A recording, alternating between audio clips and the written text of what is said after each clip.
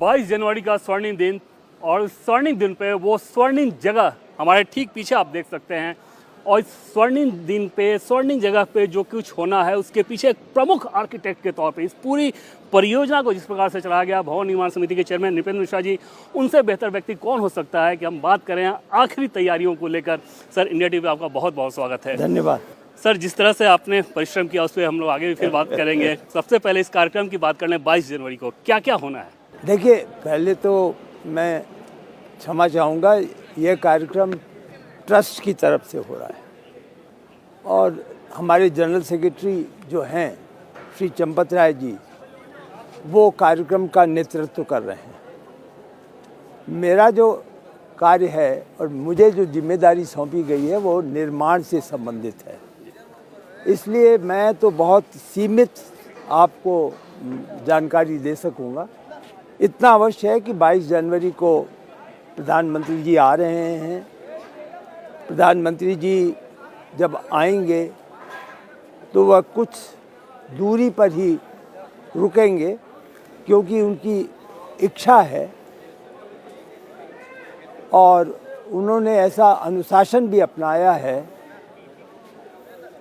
कि वहाँ गाड़ी से उतरकर वह कुछ दूर मंदिर तक, जो पूर्वी द्वार है, वहाँ चलेंगे, वहाँ तक पहुँचेंगे और फिर सीढ़ियों से ऊपर जाएंगे। इस सब कार्यक्रम में उन्होंने यह निश्चित किया है कि वह किसी प्रकार जूता इत्यादि का उपयोग नहीं करेंगे और मंदिर में जाकर फिर वह गर्भगृह में पहुँचेंगे। वहाँ लगभग 2 घंटे का कार्यक्रम है और उस कार्यक्रम के बाद वो अतिथियों को संबोधित करेंगे और उसी स्थान से वो देश और विदेश में जो लोग देख रहे होंगे कि यह प्राण प्रतिष्ठा का कार्यक्रम किस प्रकार से हो रहा है, उन सभी को उसके माध्यम से संबोधित करेंगे। उसके बाद उनका कार्यक्रम है, मंदिर परिसर में ही एक कुबेर टीला है। कुबेर टीला यहाँ की सबसे ऊंचाई का स्थान है। वहाँ पर हमारे जटायु श्री स्थापित हो गए हैं, तो वो वहाँ जाकर, वहाँ एक बहुत पुराना शिव मंदिर था जिसे कि हम सब ने फिर से उसको पुनर्जीवित कर दिया है। पुनर्जीवित भवन को, भगवान तो पुनर्जीवित थे ही शिव जी, लेकिन भवन को एक तरीके से पुनर्निर्माण करा करके किया है। तो प्रधानमंत्री जी शिव मंदिर में जाएंगे, वहाँ उपासना के बाद वो पुष्प का अर्पण करेंगे जटायु श्री से। हमारे जो जटायु हैं उनकी एक प्रमुखता यह है कि इस प्रकार उन्हें स्थापित किया गया है कि वो लगातार भगवान रामलला को देख रहे हैं। वो वहाँ से भगवान रामलला का दर्शन कर रहे हैं। तो वहाँ पर जाएंगे प्रधानमंत्री जी और उसके बाद कार्यक्रम जो है वो समाप्त हो जाएगा। तो जो मेरे पास सूचना है वो मैंने आपको बता दी। और ट्रस्ट के मार्फत जो अंदर की मंदिर की तस्वीरें आ रही हैं, पूरी दुनिया में चर्चा का विषय बना हुआ है। बहुत सारे कॉल्स तो हमें भी आते हैं जानने समझने को। मूर्ति की बात करें तो कितना ये चैलेंजिंग टास्क था वैसी मूर्ति का बनाना, जो कि अभी झलक में ही दिख रही है कि कितना रमणीक है वो मूर्ति। बहुत चैलेंजिंग था, लेकिन वह कार्य चैलेंजिंग जो था वो मूर्तिकारों के लिए था। और चैलेंजिंग एक तरीके से इसलिए भी था क्योंकि एक तो कंपटीशन होता है, वो स्वाभाविक है। 3 मूर्तिकार अगर कंपटीशन करेंगे तो थोड़ा सा सबके मन में यह था कि कौन सी मूर्ति गर्भगृह में जाएगी। मैं यह स्पष्ट कर दूं, पूरी तरीके से आप विश्वास से माने कि तीनों मूर्तियां ट्रस्ट ने ले ली हैं। तीनों को उसी श्रद्धा के साथ उनको रखा जाएगा जैसे कि रामलला की प्राण प्रतिष्ठा होने जा रही है। बाकी 2 मूर्तियों को भी, जो मूर्तिकार हैं उनको भी सम्मान दे जो भी है वह बराबर दिया जाएगा। तो किसी प्रकार का आपस में भेदभाव नहीं है, लेकिन थोड़ा कंपटीशन तो था ही। लेकिन जो प्रमुख बात थी, जो एक चयन में आप समझें कि एक रेस में आगे निकलता है तो जो मूर्तिकार योगी राज हैं, उनकी जो भगवान की मूर्ति थी, सभी जो ट्रस्ट के सदस्य थे, उनकी ये राय थी कि भगवान की इस मूर्ति में सरलता भी है, उनके मर्यादा का भविष्य भी दिखाई देता है, उनको देखने से मन में आराधना जागती है, ऐसा लगता है जैसे हम भगवान के समक्ष हैं। उनका चेहरा, उनके अजान बाहु, इन सब चीज़ों को देखने पर सभी का निर्णय था कि इस मूर्ति को हमें गर्भगृह में रखना है और प्राण प्रतिष्ठा करनी है। तो सारांश में मैंने आपको बताया कि किस प्रकार चयन हुआ। अब तो भगवान गर्भगृह में आ चुके हैं, 2 दिन में प्राण प्रतिष्ठा होगी। तो एक तरीके से यह समझें कि एक बहुत बड़ा जिम्मेदारी का कार्य ट्रस्ट के समक्ष था, जिसे ट्रस्ट ने सफलतापूर्वक निष्पादित कर दिया। सर, आपकी कार्यशैली को मैं जानता हूँ, बहुत छोटी छोटी बारीकियों पे आप ध्यान देते हैं। ऐसे में ये कंपटीशन का आइडिया वहीं से आया था कि जो भी विकल्प हो सकते हैं सबको ट्रस्ट के सामने लेके आया जाए? जी, ये जब मूर्तिकारों का चयन हुआ तब ये प्रश्न उठा था कि मूर्तियाँ बनाएंगे तो हम एक ही मूर्तिकार रखें, 3 रखेंगे तो अच्छा नहीं लगेगा। लेकिन सभी को एक मत से उस समय सभी ने कहा कि हमें हर दृष्टि से एक से अधिक मूर्तिकार रखना चाहिए। एक और विषय था, एक मूर्तिकार कृष्णशिला पर मूर्ति बनाना चाहते थे। कृष्णशिला जो है वो श्यामल वर्ण की है। एक दूसरे मूर्तिकार से उन्हें भी इसी प्रकार के कृष्णशिला पर कार्य करने का अनुभव था और रुचि थी। जो तीसरे मूर्तिकार से वो राजस्थान के थे और उनका कार्य जो है वो मार्बल में, जो मकराना मार्बल वहाँ का फेमस है, तो उन्होंने 25 वर्षों से यह अरमान लगाया था, या मन में उनके या सपना था कि जो सबसे अच्छा मकराना मार्बल उन्हें मिला था, जो उनके परिवार का था, उसको उन्होंने सजो के रखा था कि यदि उन्हें अवसर मिलेगा तो राम की मूर्ति बनाएंगे। तो उन्होंने उसी पत्थर को लाकर अयोध्या में भगवान राम की मूर्ति बनाई।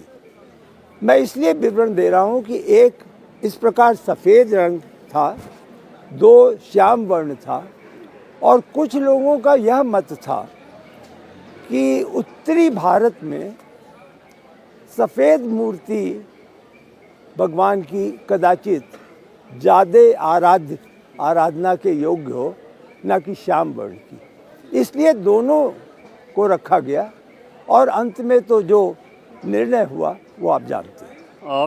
जैसे जब प्रधानमंत्री दफ्तर में आप थे तब भी हमने देखा था आपकी कार्यशैली में कि पीएम जो चाहते हैं उसको बहुत सटीक तौर पे एग्जीक्यूट करते हैं।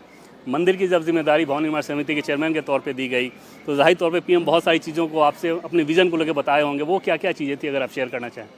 प्रधानमंत्री जी का सर्वप्रथम तो यह सिद्धांत था, सिद्धांत क्या कहें, कार्यशैली माने या स्वभाव माने, वह इसमें हस्तक्षेप नहीं करना चाहते थे, क्योंकि जो न्यायपालिका का निर्णय था उसमें यह व्यवस्था थी कि एक स्वायत्त शासी न्यास बनेगा और उस न्यास के साथ एक निर्माण समिति बनेगी और निर्माण समिति का एक अध्यक्ष होगा जो निर्माण कार्य का विवरण न्यास को समय समय पर देता रहेगा।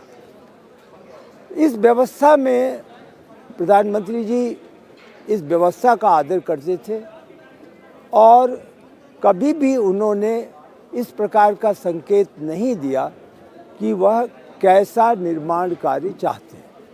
लेकिन उनके साथ अवसर जब भी मिला, उनका मार्गदर्शन, उनकी राय, क्योंकि वह तो उन स्वभाव से उन्हें यह एक तरीके से मैं कभी कभी समझता हूँ कि उनका इंट्यूटिव माइंड है। बस बता सकते थे कि कैसे निर्माण होना चाहिए, प्राथमिकता क्या होनी चाहिए। प्रारंभ में जब बिल्कुल नक्शा दिखाया गया, जब मैं पहुंचा और जो नक्शा मिला था वो बहुत ही सरल और ग्राउंड फ्लोर पर सीमित था।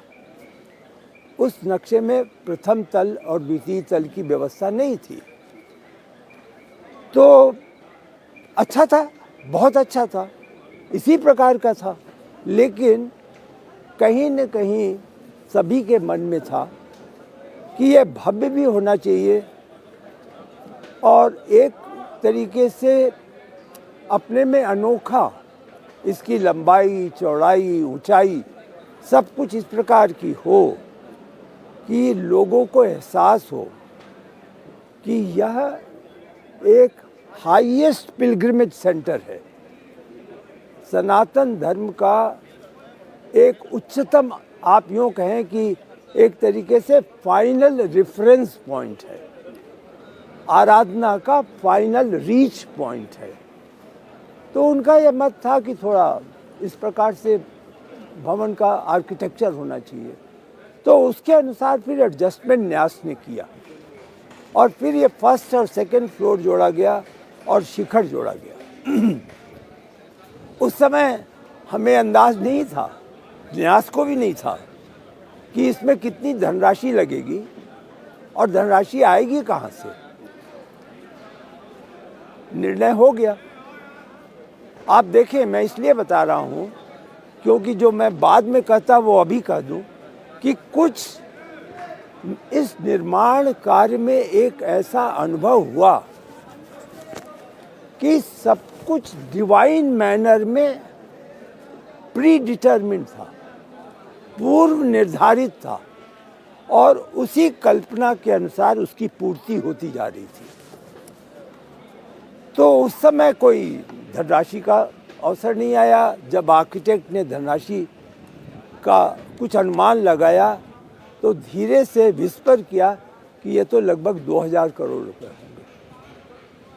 और भी बातें बताई कि इसमें निर्माण में बंसी पहाड़पुर का स्टोन होगा, इसमें मार्बल होगा, ग्रेनाइट होगा, वगैरह वगैरह।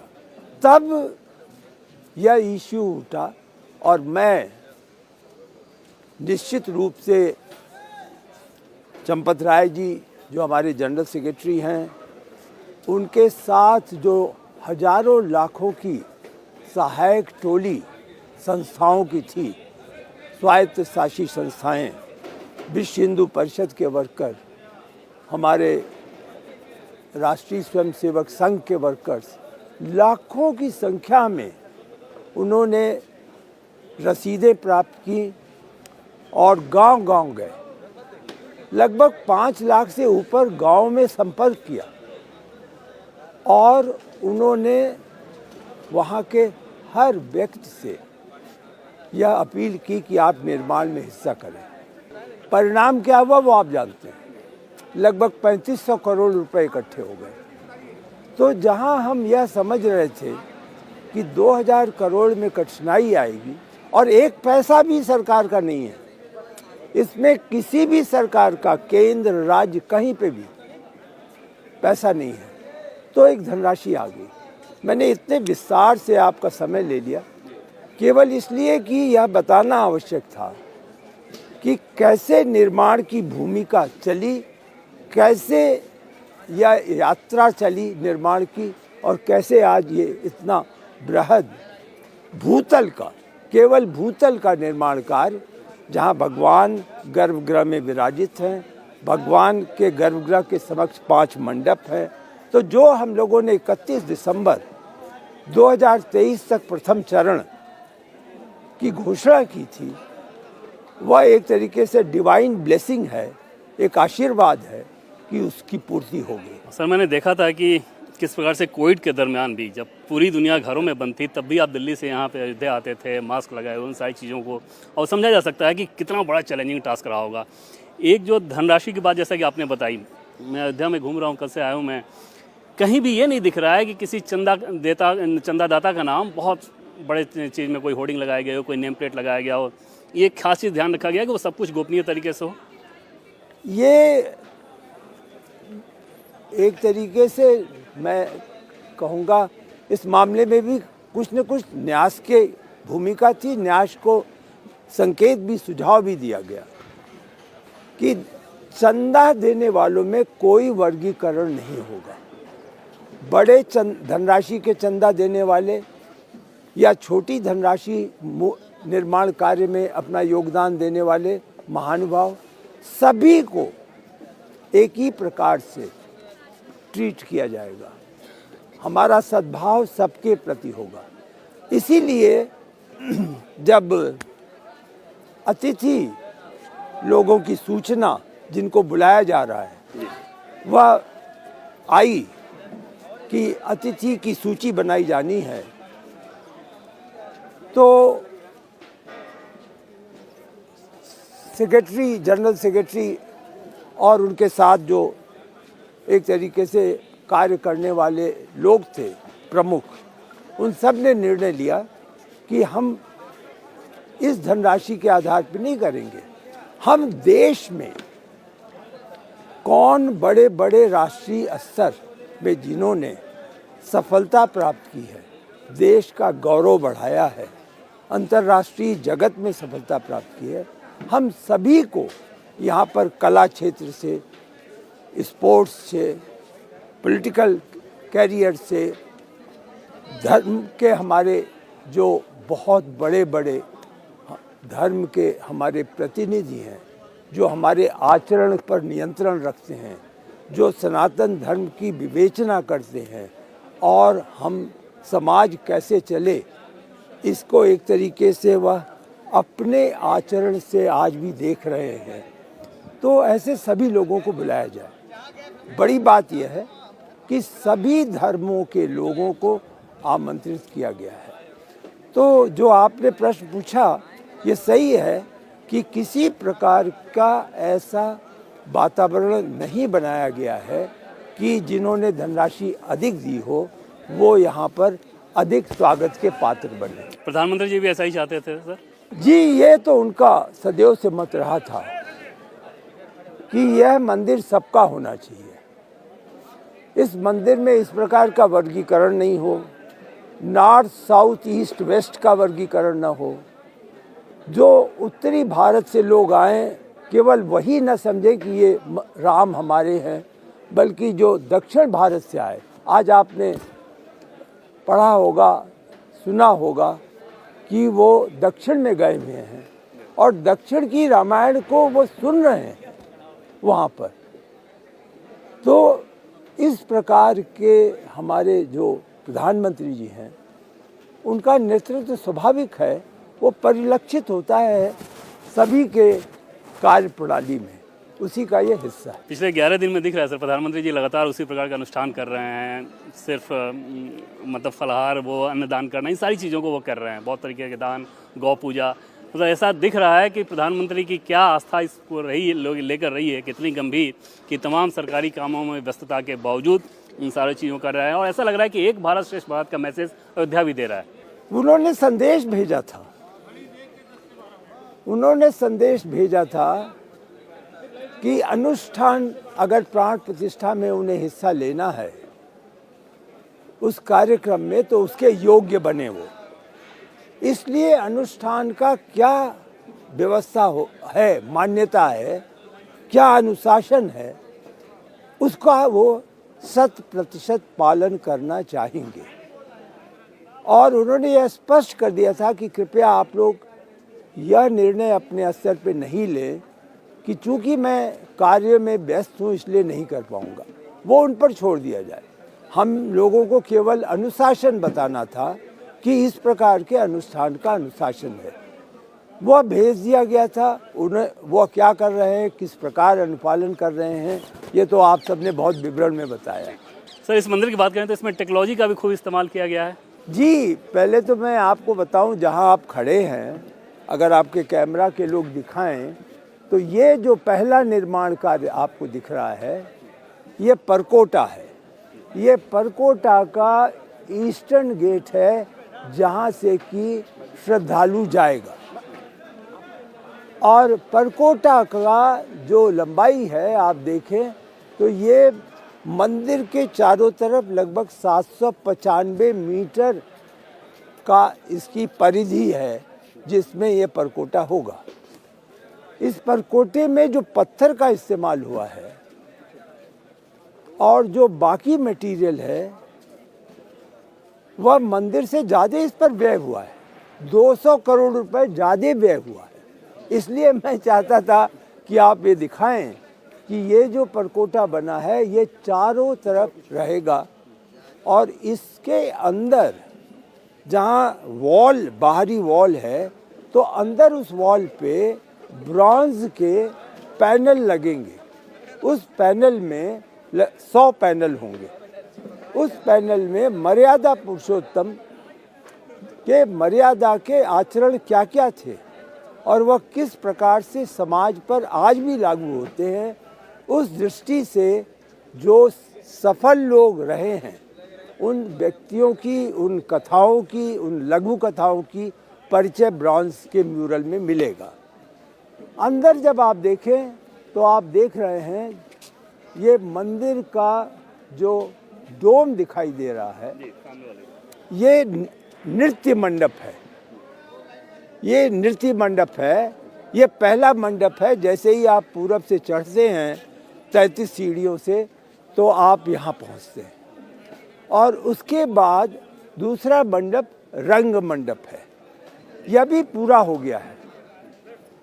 तीसरा मंडप जो है वो गुर मंडप है जिसके दोनों तरफ दाएं और बाएं मंडप जो दिखाई दे रहे हैं, थोड़ा कम दिखाई दे रहे हैं, वो प्रार्थना मंडप और कीर्तन मंडप है। इस प्रकार 5 मंडप हैं और उसके बाद गर्भगृह है। लगभग ये पूरी दूरी जो है लंबाई में 290 फीट की है और चौड़ाई में इसी प्रकार 310 फीट की चौड़ाई सीढ़ियों को मिलाकर होगी। तो ये मंदिर का हम लोग बाहर खड़े हैं लेकिन आप यहाँ से भी मंदिर का एक तरीके से स्वरूप दिखला सकते हैं। आप लोगों ने तो अपने चैनल पे पूरा कैसा मंदिर लगेगा अंदर से भी दिखलाया है। सबसे जो ऊंचा शिखर है उसके ठीक नीचे रामलला की मूर्ति। जी, शिखर जो है उसके बिल्कुल लगभग नीचे ही मूर्ति है और ये शिखर तो अभी अस्थायी है। यहाँ 161 फीट ऊंचाई का शिखर जिस पे सोने का काम होगा वो लगेगा यहाँ पे। जब आप 31 दिसंबर 2024 या उसके आसपास आएंगे तो आपको पूरा मंदिर निर्मित मिलेगा। पूरा का मतलब प्रथम स्टोरी और सेकंड स्टोरी। ग्राउंड फ्लोर तो पूरा हो चुका है लेकिन फर्स्ट स्टोरी जिसमें राजा राम होंगे, राजा राम का दरबार होगा, सीता जी भ्राता उनके परम सेवक हनुमान जी होंगे, वह प्रथम तल पे होगा और द्वितीय तल पे अनुष्ठान के कार्यक्रम चलते रहेंगे। तो इस प्रकार ये पूरे मंदिर का निर्माण जो है वह होगा।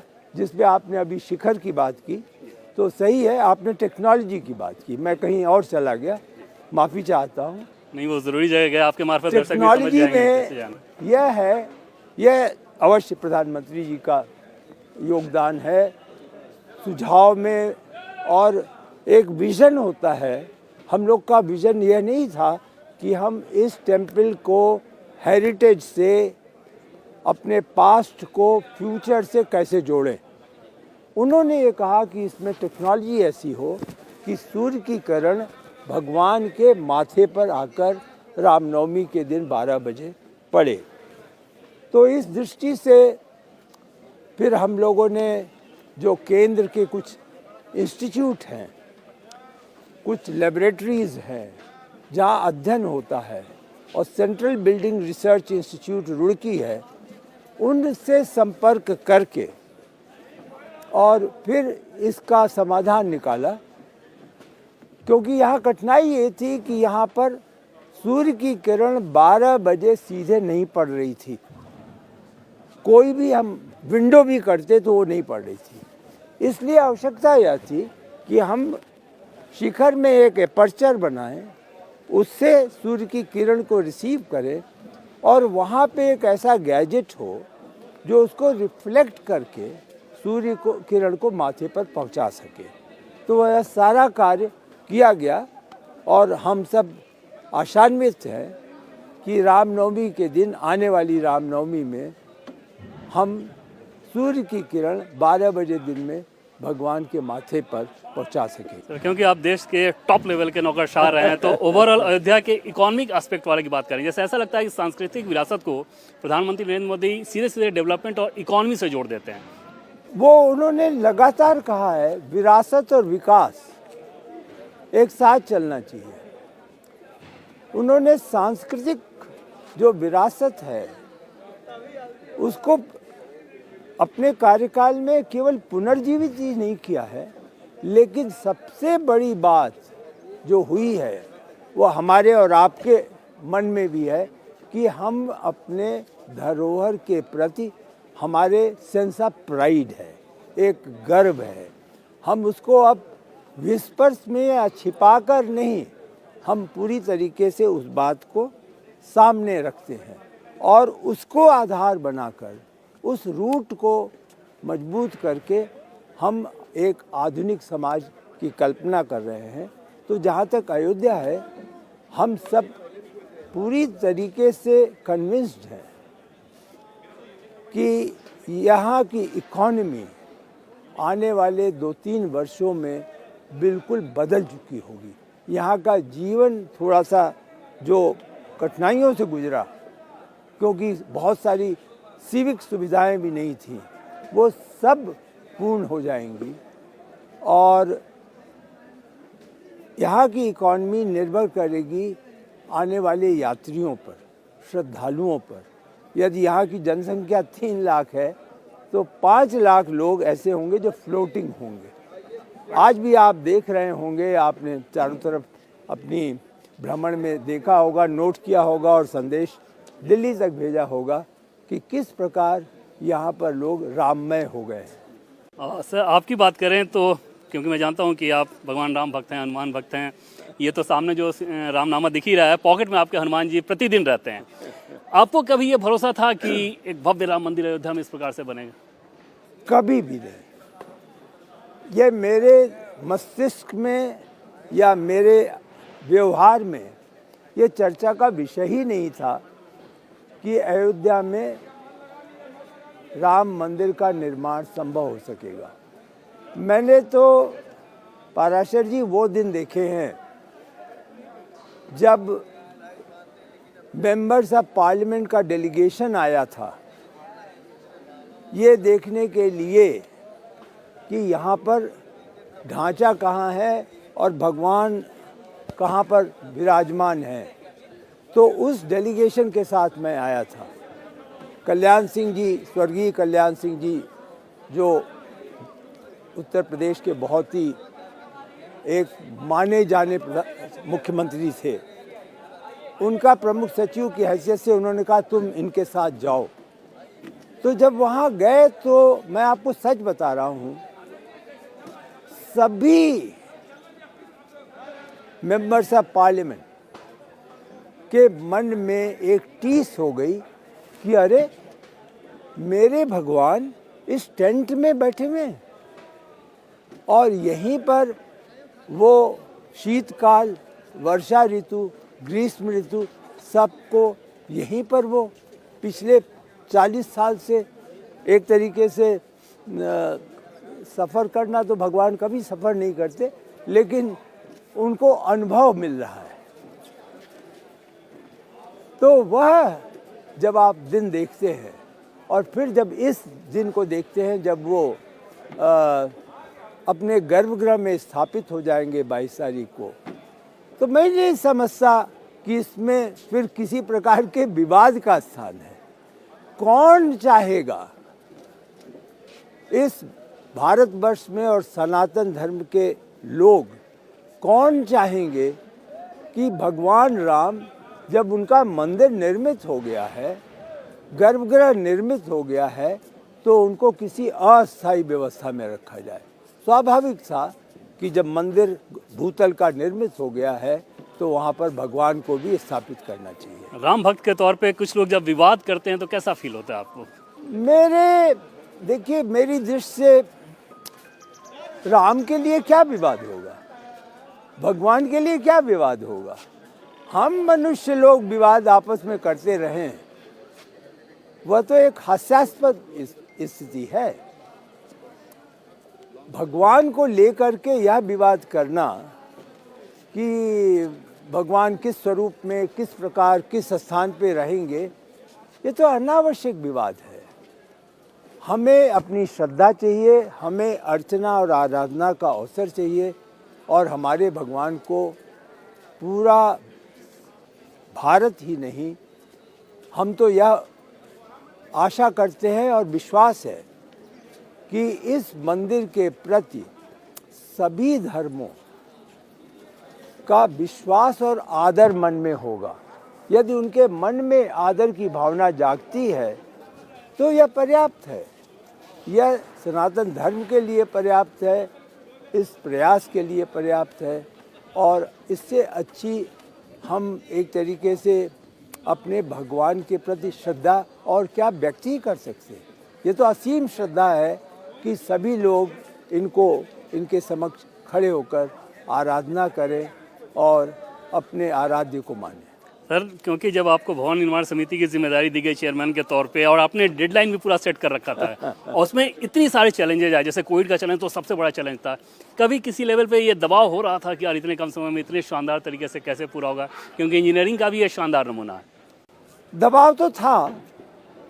दबाव के लिए मैं यह कहूँगा अवश्य, और ये मेरे व्यवहार में कमी होगी अगर मैं यहाँ आपके समक्ष यह बात जानकारी के रूप में और अदरवाइज भी ना बताऊं कि जो टीम है, जो लार्सन एंड टूब्रो की टीम है, जो टाटा कंसल्टेंट ऑफ इंजीनियर्स की टीम है, और जो अन्य लोग इसके साथ जुड़े, उन्होंने बड़ा कार्य किया है।